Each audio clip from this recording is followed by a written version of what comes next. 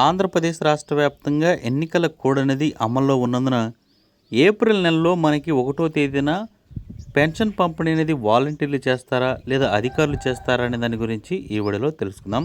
ఈ వీడియో నచ్చితే లైక్ చేయండి. ఇక వివరాలకు వెళితే దేశవ్యాప్తంగా లోక్సభ మరియు 5 రాష్ట్రాలకు సంబంధించి అసెంబ్లీ ఎన్నికలు అయితే జరగనున్న నేపథ్యంలో ఎన్నికల కోడ్ అనేది అమల్లోకి వచ్చింది. ఇలాంటి తరుణంలో సంక్షేమ పథకాలకు సంబంధించి ఎటువంటి కార్యకలాపాలను అయితే వాలంటీర్లు మరియు సచివాలయ సిబ్బంది చేయొద్దంటూ అధికారికంగా ఎన్నికల కమిషన్ అయితే ఉత్తర్వులను జారీ చేసింది.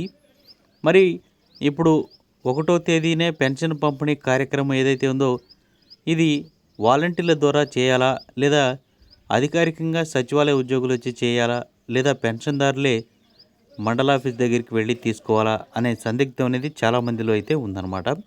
సో దీనికైతే ప్రజెంటు వాలంటీర్ల ద్వారా పంపిణీ చేసేందుకైతే ఎటువంటి మనకి ఉత్తర్వులు అయితే లేవన్నమాట. ఎన్నికల విధులకు లోబడి మాత్రమే ఈ పెన్షన్ పంపిణీ అనేది చేయాలా వద్దా అనేది ఉంటుంది.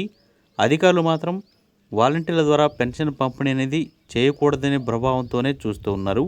ఇటు ప్రతిపక్ష నేతలు కానీ ఇతర రాజకీయ పార్టీ నేతలు కానీ వాలంటీర్ వ్యవస్థ అనేది వైసీపీకి అనుకూల వ్యవస్థ అంటూ వాళ్ళు ఈ పెన్షన్ పంపిణీ చేస్తే ఓటర్లు ఎక్కువగా ప్రభావితమయ్యే అవకాశాలు ఉన్నాయని కంప్లైంట్స్ కూడా ఇప్పటికే వెళ్ళినట్లు సమాచారం అయితే అందుతుంది.